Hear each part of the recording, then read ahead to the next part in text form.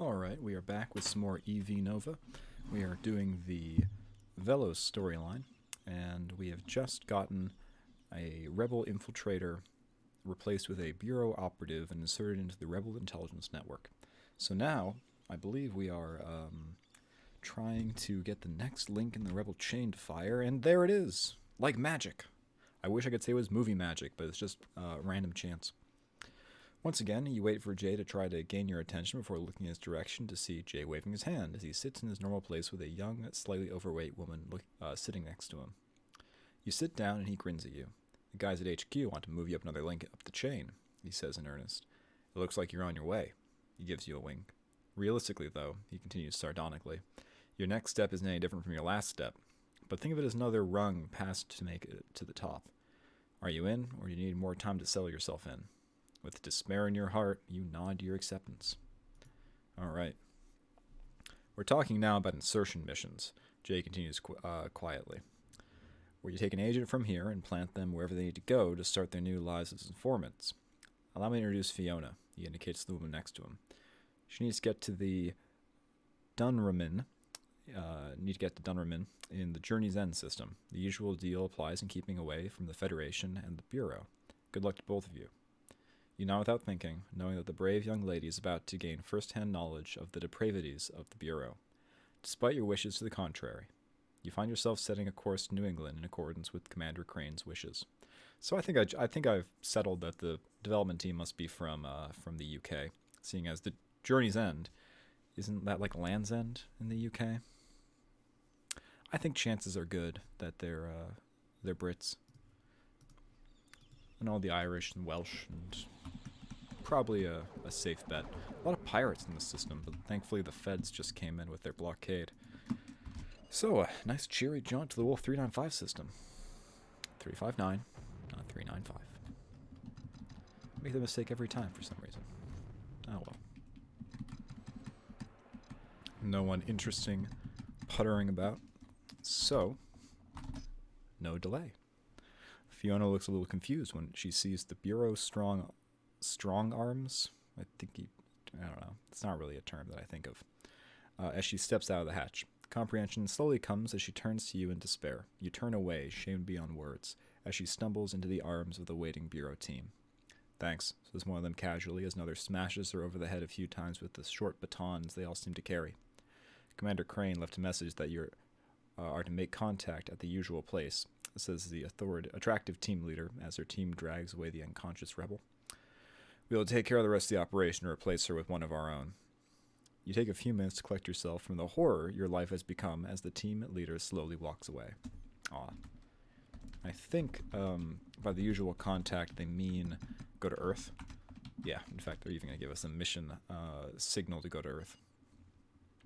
And I think this might be where we finally get the ability to pilot the Vell-os Dart. That'd be very exciting. You decide to head to the bar to see if you can find Crane.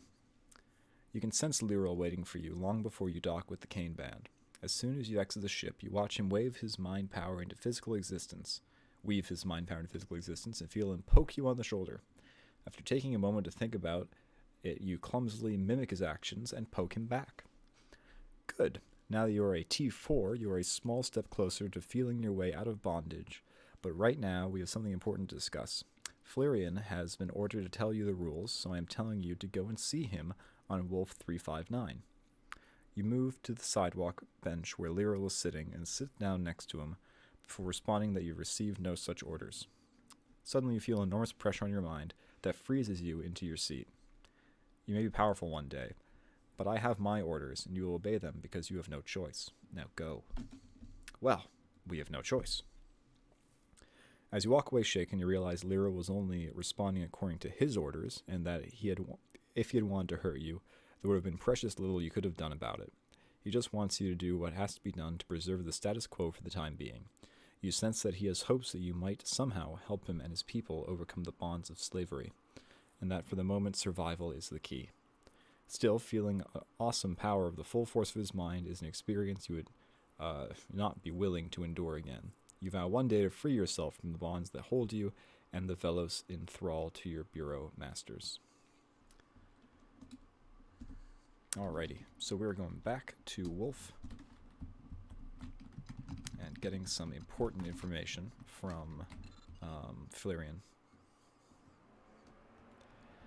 Any people who might have more familiarity with the Welsh language, please let me know how to actually pronounce these names. You find Flirian waiting for you alongside an officious-looking bureau agent. Come, he wishes to talk more privately. You follow Flirian as he leads you and the bureau agent into a private room. Maxwell Klinger, begins the agent formally. These are standing orders given to all telepaths under our control, and you will obey them without fail. Understood? You nod, and the agent nods at Flirian. The first rule, Flirian verbalizes impassively, is that you must obey orders from bureau personnel, and those orders must be weighed in accordance with the rank of the person giving the order. I.e., if you get to a conflicting set of orders, you will follow the orders of the person with the highest rank within the bureau. The second rule, he continues quietly, is that you must report any person or persons who harbor ill intent towards the Bureau of Internal Investigation immediately to the nearest bureau agent. The third rule, explains Flirian soberly, is that you must resist all attempts to free you from your bondage with all your strength and to the best of your ability. And the last rule, he continues gravely, is that you must report all unenslaved telepaths to the nearest bureau agent as soon as possible. That is why you were enslaved, but you can thank Liril that he said that you could be captured, otherwise they would have destroyed you without thought, but you might be able to grow out of your bondage. Unlike us Vell-os, we need to attain a higher level than you to gain our freedom. With a nod of your head, you indicate that you've understood all the standing orders that you must follow, and let Flirian know that you have accepted what he has told you. Good, states the bureau agent briskly. Make sure you keep an eye out both the bars and mission BBS around the place. Now return to your business. As he walks out the door, you and Flirian stare at each other for a long moment before Flirian drops his eyes in sorrow and follows him out. So there you go. That is the next rung in the Vell-os ladder, the next link in the Vell-os chain. Let's go back to Sol. I have the feeling that Liril wants to talk to us.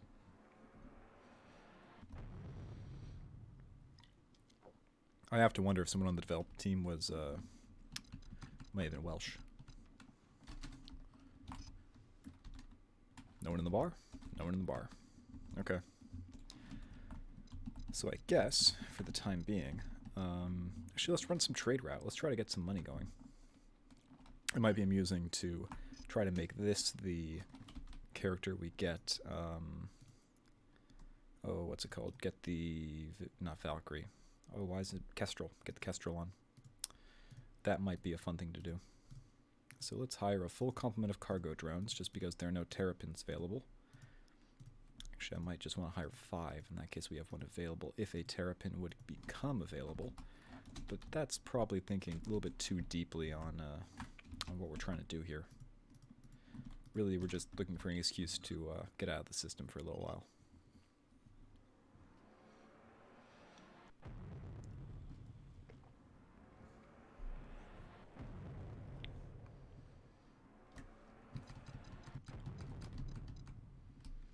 Nothing interesting going on in this system for once, so no wild geese dogfights, unfortunately. Let's try releasing 2 of these guys, and if we're lucky, we'll get an option on a used terrapin in the bar. Excellent. Sometimes you get lucky. I'm not taking the one that's not used, though, because their capacity is the same either way. The difference is that the used ones cost less to hire and maintain, but they're less capable in combat. But to be fair, we're not very capable in combat, so if we run into something hairy, it's not like we're going to be much more help anyway. And a fully equipped terrapin is also terrible in combat, so why pay the premium, right? So let's see if we can get another one in Sol, and we can really kick this hot glue gun into high gear. Hey, that's actually what I was hoping was going to happen. As soon as you land, you can sense Liril waiting for you and quickly go through your post-flight routine before disembarking from your ship and making your way over to meet him. It's time to show you how to travel. Follow me. You cannot help but feel a little excitement as he leads you to the space dock and out onto a vacant pad where he immediately forms a protective barrier around himself. You recognize the familiar shape of the Vell-os dart. As you continue to observe, he shows you how to focus your mental energy into an elegant beam of pure physical power. After following his newly created ship After allowing his newly created ship to dissolve around him, he guides your mind into new ways of manipulating the universe around you. Within a few minutes, you learn the basics behind twisting missile guidance systems against themselves, how to sense the physical size of ships around you, as well as their intent towards you, and how to react with your mind to learn more about the general nature of nearby systems. So these are essentially abilities you gain as a Vell-os to remove the need for certain things like the IR detector or whatever to tell the ship sizes. Finally, he teaches you how to twist space around you to create a hole through which you can enter hyperspace and travel the spaceways.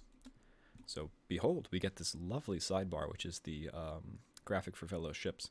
I like how it kind of just molds into the surrounding blackness. It's not perfect. It's like a slightly different shade. It would have been nice if it was more like a gradual fade out, but I'm not going to complain too much. It's lovely.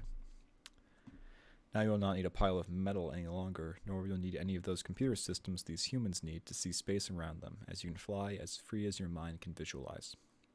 Now go and see Liril, and I will share with you our history and our dreams. Listen, for you may be the one who will lead us out of slavery. You have it in you. How nice of him to have such faith in us.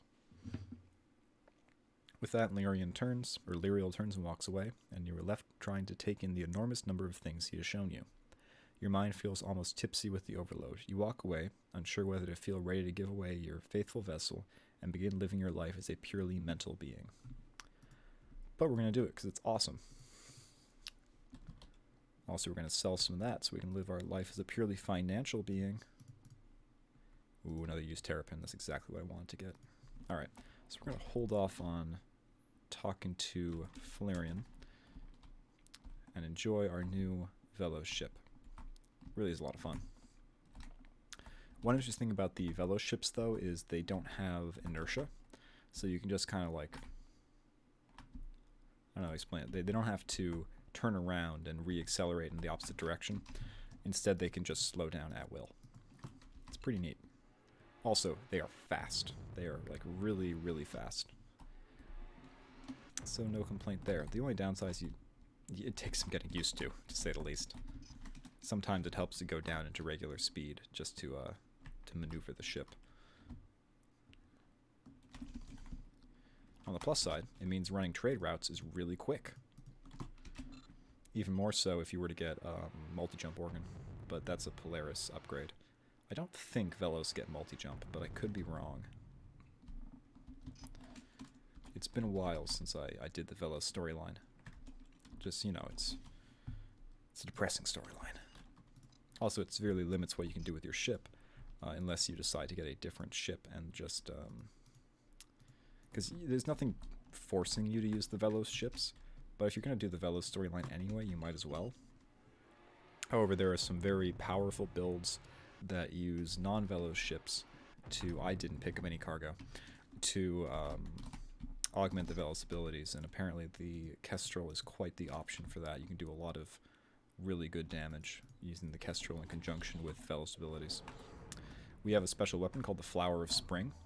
It's a beam weapon. Look at that amazing graphic. It's just a yellow line. It takes energy to fire, and so I'm going to re-land because I went a little bit gonzo with that, and I don't regenerate that quickly yet. Alright, so back up to Seoul, and then I think we can probably continue with our storyline. We have enough cash that I might want to keep the terrapins with me, just to try to take advantage of any deals we might find. For example, I happen to know that almost everything sells for high values in the Wolf 593. 593? Is there a dyslexia with numbers? Sometimes I wonder if I have that. 359 system. So I'm going to hope that medical supplies falls into that category. As you pilot your way down to New England's atmosphere, you can sense Liril waiting for you. When you land, he looks into your eyes for a long moment. You can feel him observing your mind. It is time you learned our history. With that, he bombards you with images of the Vell-os race from its humble beginnings when the telepaths left Earth nearly 3,000 years ago, when something known as the Spanish Inquisition threatened to destroy all of them. So yes, the Vell-os are a product of the Spanish Inquisition. Just go with it. They left under the Indian Prince Vell-os and traveled... Wait, Spanish Inquisition, Indian Prince. Sure. And traveled the galaxy for many centuries before settling on the planet Vell-os. As you see them develop their abilities and watch their civilization grow. You see their biotechnology evolve until the day where they begin growing nanite-producing organs, protect them against disease and the effects of aging. To this day, other than mental powers, this is the single biggest difference between the Vell-os and other human cousins. You find yourself trying to remember how to duplicate some of their skills, but the array thrown at you in so short a time dazzles you, and only a couple stick to your mind. You watch them greet the first human explorers, and you see the golden days of their involvement with the Colonial Council. You see the events leading up to the Vell-os leaving the Council, and then opposing them by standing with the Polaris. Finally, you see the events of the Vell-os War and the madness of the Colonial Council enslaving the entire Vell-os race. The final few moments are filled with observations of the universe during the awful days of isolation, following the collapse of the Colonial Council and the rise of the Auroran Empire and the Federation. Finally, you see the creation of the Bureau and how its leaders quickly moved to take control of the Federation and are now looking to take control of the surrounding space as well. As suddenly as the mental visions began, they stop, leaving you blinking back in the real world. Now you know. Tears sparkle in your eyes as you watch a somber Flirian walk away, and know that he is remembering the sight and sound of the ancient Vell-os civilization. So there you go. Alright, and we get the next link in the chain almost immediately. As you step off your ship, you see a stunning blonde waving you over towards her. Good to see you again, she says as you realize you're talking to Commander Crane in person. Now that you've been made aware of the rules, I don't think there's any reason for me to hide my identity from you any longer. She indicates you to sit on the park bench near her, and you comply. She pulls out a datapad and calls up a display of what appears to be a very detailed map of Auroran space. We've been working out the details for a long-range plan, she explains, that involves the Aurorans. Our preparations are nearing completion, and we want to confirm that our intel on the political situation amongst our neighbors is correct. Of course, the other reason I want you to go is because I will be sending you on a number of missions amongst the Aurorians, and this is an easy way to familiarize yourself. You're going to be taking a short jaunt into the Auroran Empire. I'm fine with that.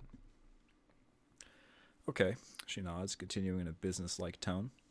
Obviously, she tells you with a casual wave, I can't reveal to you any details of the coming operations for reasons of operational security, so you'll be going into this a little blind. However, I am sure that with your telepathic abilities, you will manage to get by. You nod and indicate that she should continue. I want you to head down to Moe Asch in the Moe Asch system, she informs you after referring to a report on her desk. What? I thought we were on a park bench. Land somewhere and have a quick look around.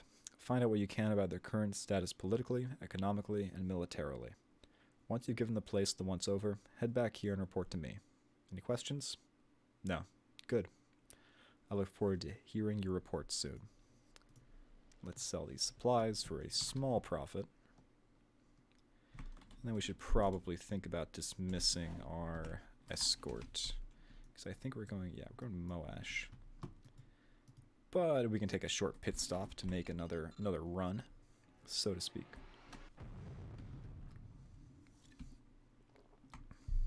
Alright. So I am going to release an escort, just so we can get lucky, maybe. Hire escort. Not used. That one's used. Or that one's cheap enough, I should say. If we're going to make one last run, it's going to be worthwhile. I'm going to make it worth my while. And honestly, we can do this more later anyway. But I'm not familiar enough to know how things trade in the Auroran Empire, so I'm not going to make a lot of assumptions as to what to bring, and I'm not going to bring along a full fleet of trading vessels if I'm not guaranteed a return. But hey, you do what you can. You can actually see on the map, like, what, where is it? Yeah, goods traded. You just don't have any idea of, like, if they're for low or high, and so it's not as useful as you might think. So we're going to get rid of all these guys. Close channel. Nope. Goodbye. Later. Adios. Cutscenes. And as always, I've pressed escape, trying to get my comms clear. Oh well. So down to Moe Asch space. And Moe Asch space is kind of an interesting shape. I'll buy a map when I get there so I can show you. But it's just very weird. It's like tangled in on itself. Kind of makes it hard to maneuver, which might be the intention. Who knows? Alright. This planet is a little different from the average Auroran planet you hear about in the Federation. Yes, it is polluted, and yes, there are an enormous number of poor people being oppressed by the warrior class. But the gaudiness, intricacy, and sheer amount of adornment of the these are their weird buildings. They're called arcologies on this world surprises you. You guessed the Moe Asch house, who seem to be running the place, are fairly well off financially. You also notice the enormous number of the infamous Auroran warriors, wearing their colorfully savage tattoos. Wandering about, many of them give you menacing looks. In a few hours you spend wandering around the arcology, you estimate that you've seen several thousand warriors doing little or nothing. The Moe Asch house must have a fair-sized military if it can afford to have so many warriors just sitting around. After several hours of exploring the arcology, you decide it's time to start your journey back to New England and make your report to Crane. Alright, and as always, I should have known, as with any main Auroran planet, everything is priced high, because they're supposed to be overpopulated and crowded. Also, I don't think the Aurorans like us that much. Just a thought.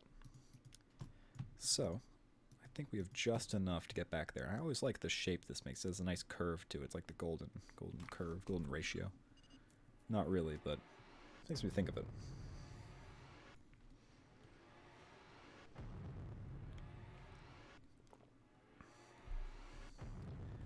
And we just wait a second.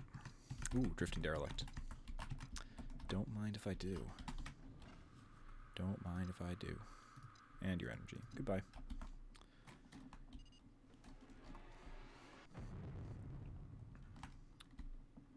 Alright. Surprisingly, you see the blonde hair of Commander Crane waiting for you as you exit your ship. Things went well, she asks, by way of greeting, and you nod, saying that it would probably be best if you and her could talk in private. I don't know you telepaths felt that way, she laughs, fluttering her eyelashes. Follow me. She takes you to the familiar empty-looking office. So tell me what you saw, she casually commands. In response, you quickly run over what you saw from beginning to end, leaving nothing out. As you finish, she looks both impressed and satisfied. Good work, she praises you sincerely. You are more observant than I gave you credit for. We will have to make a couple of minor adjustments to our intel picture, but we should be able to keep to our timetable. I have to pass on your intel to the proper people, she tells seriously, but I don't want you wandering too far. Wandering TOO. Too. Once I've gotten confirmation of a few things, I'll need your services again. Keep an eye out in the bar. Alrighty, we can do that. Nothing to trade here, let's just go to the bar. You see the Federation soldier, who is your normal contact to Crane, motioning you over to his table. He points towards the rear door, telling you to go straight through. Mystified, you comply. After a long gray corridor, you go through a second door and you're greeted by the stunning Commander Crane. Glad you came by. She grins as you walk in. We need someone to go down to Moe Asch space and cause a bit of a ruckus. You won't be on your own, but seeing as you've been down to the area, you are the best scout for such a mission. You'll be leading a force of men into the area. Very well. It's fairly simple, really, she explains with a casual wave. All you have to do is head down to the station Courageous in the Moe Asch rep system and take a task force with you. While you're there, cause as much damage as possible. The ships going with you will be carrying a sizable force of ground troops who will cause as much havoc as possible once you are on board the station. When the land commander, General Sutton, is satisfied that he has completed his mission, she continues cheerfully, return here and we'll take things from there. If things go as planned, I might need you to head back down there almost immediately. As she walks away, you can sense the complexity of her overall plan belies the simplicity of what she has told you. Without a doubt, there is more going on here than initially meets the eyes. Okay, so we have our orders. And, this is the fun part, we have an entire Federation cruiser battle group, and they move at our speed, so they zip around like us. This is actually a fairly dicey mission because we are a Vell-os dart, and therefore we are made of tissue paper. So we have to avoid getting blown up before our escort jumps into the system. And that is kind of easier said than done. But we'll do our best. So I'm going to turn it to regular speed and target the first carrier I can come across. Carrier, I'm picky. And tell our escort to blow it up. That should tell them to deploy their men, and hopefully we can sneak into the courageous station. That will do it. So this also serves to make sure that we're like adequately despised in the rest of Auroran space. That's part of the, I think, purpose of this mission. Alright. Without leaving your ship, you can sense the enormous amount of damage being done by the Federation soldiers all over the station. You estimate that in a few hours, the station will be completely depopulated and practically uninhabitable. Despite the large number of men committed to this mission, you sense that General Sutton, that the mission is far more for show than anything else. And you guess that must be a diversion for a much larger main push elsewhere. Not that this mission is proceeded perfectly. You can sense the spirited resistance of the Moe Asch warriors and the sounds of the reports coming through your comm unit. These disorganized pockets of men are acquitting themselves admirably. Despite this, they are overwhelmed by sheer numbers and by the enormous amount of firepower brought to bear on them. Within over 4 hours after landing, you see the short blonde hair and tall, broad figure of General Sutton coming aboard. That's it for us, he informs you casually. We're finished here. And I can't get any outfits here, so I'm not going to worry about it. I do have a built-in afterburner as a Vell-os ship, so we're just going to use that to get into hyperspace range, because we don't want to be here a moment more than we have to be. We can very easily still get blown up by some stray railgun fire, and that would not be conducive to success, as they say. So let's make our way to the Wolf 359 system and report to our lovely Commander Crane, who is awful. As soon as you land, you head over to find Crane's office. Things went well? Asks Crane politely as you enter. You nod with a shrug. Well, your little diversion worked. The Moe Asch warriors were drawn to the site of your raid, which allowed the amassed Federation fleet to launch an attack on these skeletal defenses, which broke through their main line almost immediately. You nod at her confirmation of your suspicions. By all accounts, she explains with a smile, most of the Moe Asch fleet has either been defeated or captured, and we are in possession of their homeworld. More than that, we managed to grab the House Elders before they managed to escape. Now that you're back, she informs you dismissively, I'll be needing you for a diplomatic mission of sorts. Keep an eye out in the bar. I'll have everything ready for you soon. So we're going to try to do that as soon as possible, because she said it was urgent. You sense that the Federation soldier, who is your normal contact to Crane, is waiting for you to arrive. He points you towards the rear door, telling you to go straight through. You nod and head down the long gray corridor to Crane's new office. Things are moving along nicely, she informs you with her amazing voice when you walk in. The Federation forces are basically in complete control of Moe Asch space. We are ready to begin the next phase of the operation. You see, she explains quietly, we want to subvert the entire Auroran Empire so that we can make use of its enormous resources. But we can never do that by force alone. We need help from within the Empire, so that we can at least have a little control over the events we want to instigate. And now that we have control over the Moe Asch space and have taken the Moe Asch elders prisoner, we are now in a position of power to bargain with the First Family in order to get them on side. Now, it's time for you to start playing diplomat. I guess we'll play diplomat. The elders are under house arrest on Moe Asch in the Moe Asch system, she explains seriously. You are to go down there and tell them that we are prepared to make them an offer. And our offer is this. Kane ticks off a finger. First, we are prepared to let them return to their former preeminence. Secondly, we are prepared to help them eliminate the 4 other houses, leaving them in complete control of the Auroran space. However, there is a catch, she continues with a sneaky grin. In return, we ask them to become a vassal nation, not to the Federation, which they would never tolerate, but to the Bureau. Tell them that we are willing to negotiate around the edges of these points, but if they are not prepared to come to the table, then we are prepared to destroy them utterly, and to reveal their severely weakened state to all of their rivals, who will pick them over when we are finished. Any questions? She asks quietly. No? Good. When you are finished, return here for further orders. So we start getting to make some big moves in the galaxy, as we essentially will influence the course of Auroran politics in the first, fourth of the Vell-os mission chain. And as you can see, the Moe Asch systems now are friendly towards us because, well, we've got some leverage. And we might have to stop and refuel, but I'm not too concerned,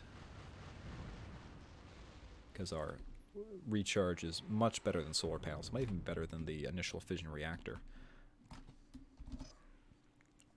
As soon as you land, you are escorted by Bureau soldiers to meet the Moe House elders. You do not have to use your telepathic abilities to see that they are unhappy to be surrounded by heavily armed guards. You sit down at the head of the table and quickly outline the terms of Crane's proposal. When you finish, they stir, looking a little excited. You allow them to confer amongst themselves quietly for a few minutes until they turn back to you. "How can we trust you and your masters?" asks the eldest-looking warrior of the group. You shake your head and say that you can either have faith or be destroyed. But you go on to say the Bureau will only betray organizations that are no longer useful to them, and you explain the Bureau has no wish to be tied down by the duties of direct rule, and prefers to operate behind the scenes. Well, that's for sure. Finally, you explain that in general, the Bureau policy is deliberately designed to keep the status quo by keeping the masses happy and by keeping their own involvement completely secret. The elders confer amongst themselves for some time before your patient begins to run out. You can sense that they are deliberately stalling to see if you will give them any more information that they might use to their advantage. In disgust, you stand up and inform them that they have 2 hours to reach a decision and that you will await their response in the bar.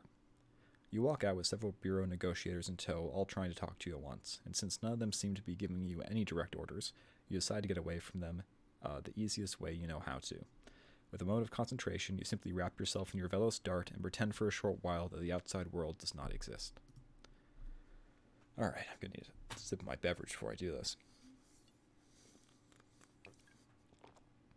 After no more than 10 minutes of waiting, in the somewhat stiff and unfriendly company of a few Federation soldiers based here, you sense that one of the Moe Asch House elders walking towards you, in between two heavily armed and alert warriors. They quickly spot you when you finally enter the spaceport, and make their way over.